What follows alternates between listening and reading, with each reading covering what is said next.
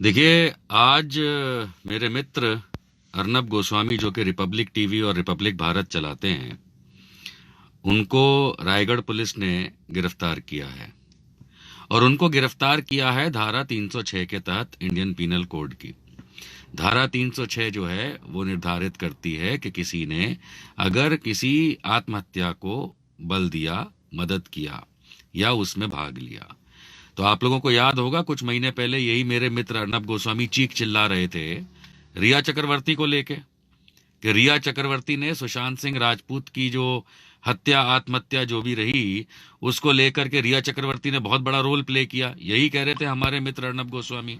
तो हमारे मित्र अर्नब गोस्वामी उस समय ये कह रहे थे कि रिया चक्रवर्ती को जेल में डालो और उसको कड़ी से कड़ी सजा दो और उसको जमानत भी मत दो। और वो इसलिए कह रहे थे क्योंकि वो भी धारा 306 की मांग कर रहे थे उस समय कि भाई रिया चक्रवर्ती ने अगर आत्महत्या है सुशांत सिंह राजपूत की तो उसको बल दिया और उसमें गुनहगार वो भी है।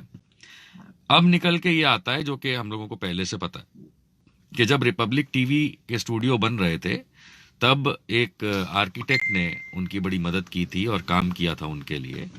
और उस आर्किटेक्ट और उसकी माँ, उन दोनों ने आत्महत्या कर ली थी और अपने सुसाइड नोट में ये लिख के गए थे वो कि भाई अर्नब गोस्वामी ने उनको पैसे नहीं दिए, अर्थात अर्नब गोस्वामी की कंपनी ने उनके बिल क्लियर नहीं किए और करोड़ों का उनको नुकसान हुआ और घाटा हुआ वगैरह, और फिर जीने का कोई मतलब नहीं रहा, इसलिए उन्होंने आत्महत्या कर ली। यही कहा था। अब उस समय फडणवीस की सरकार थी, भारतीय जनता पार्टी की, तो स्वाभाविक सी बात है कि मामला जो है वो ठंडे बस्ते में डाल दिया गया था। लेकिन जब सरकार बदली तो सच को सच और टू कॉल अ स्पेड, अब हाल की जो सरकार है उसने इस चीज पे कदम उठाया। हम सबको याद है। मैं ये बात इसलिए बता रहा हूं क्योंकि भाई ये वही अर्नब गोस्वामी है जो हमेशा सच दिखाओ, सच बताओ और गुनाह जो होता है उसके खिलाफ लड़ाई लड़ो, यही बातें करते थे। अब ये इनके ऊपर आ गई है।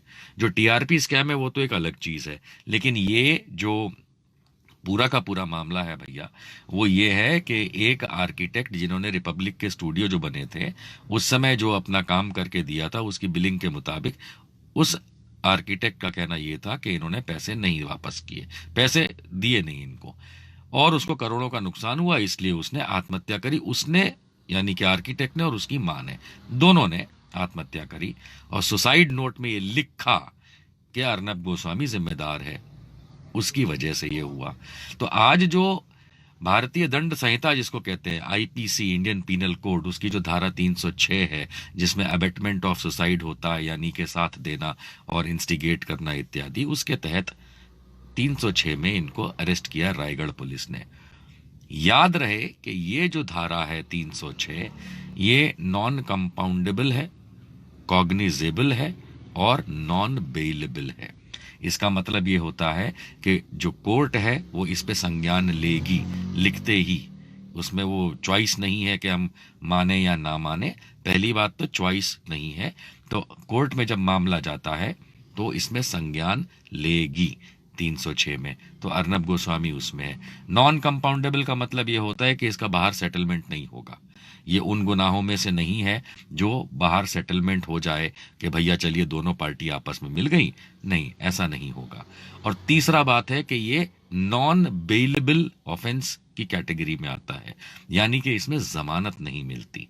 तो अर्नब गोस्वामी जो हमेशा दूसरों के लिए कहते रहे कि जेल में डालो, जेल में डालो और इसको जमानत नहीं मिलनी चाहिए इत्यादि, मानता हूं कि सुप्रीम कोर्ट, हाई कोर्ट किन्हीं खास कारणों से इनको जमानत शायद आगे चल के दे भी देंगे, लेकिन वैसे देखा जाए तो 306 की जो कलम है, जो धारा है, उसमें वो नॉन बेलेबल है, यानी कि गैर जमानती है, बिन जमानती है, इसमें जमानत नहीं मिलती।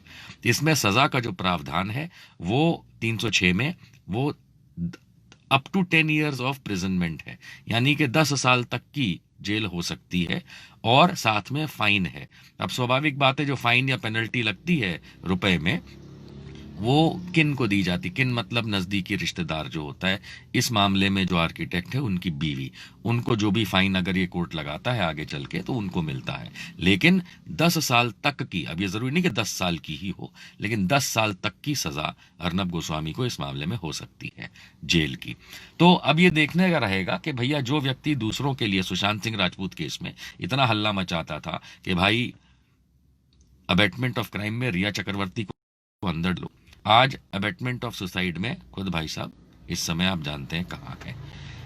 तो मेरा तो भारत की मीडिया से अब, खास करके मेरे मित्र हैं अर्नब गोस्वामी, मेरा कोई दुश्मन नहीं है, तो मेरी उनसे ये इल्तिजा रही है, हमेशा रहेगी, और प्रेम पूर्वक ही मैं इस बात को कह सकता हूँ कि देखो भारतीय मीडिया, आप लोग जिसको कहते हैं, जरूरत है कि थोड़ा सुधर जाओ। क्योंकि मैं नहीं कह रहा कि पर्सनल क्राइम को लेके हम बात करें, वो तो जो हुआ है वो तो कोर्ट देख लेगा, लेकिन अंततः हम लोगों को ये समझना बहुत जरूरी है कि मीडिया में रहते हुए जब आप सिस्टम से लड़ते हैं, ये एक अच्छी बात है।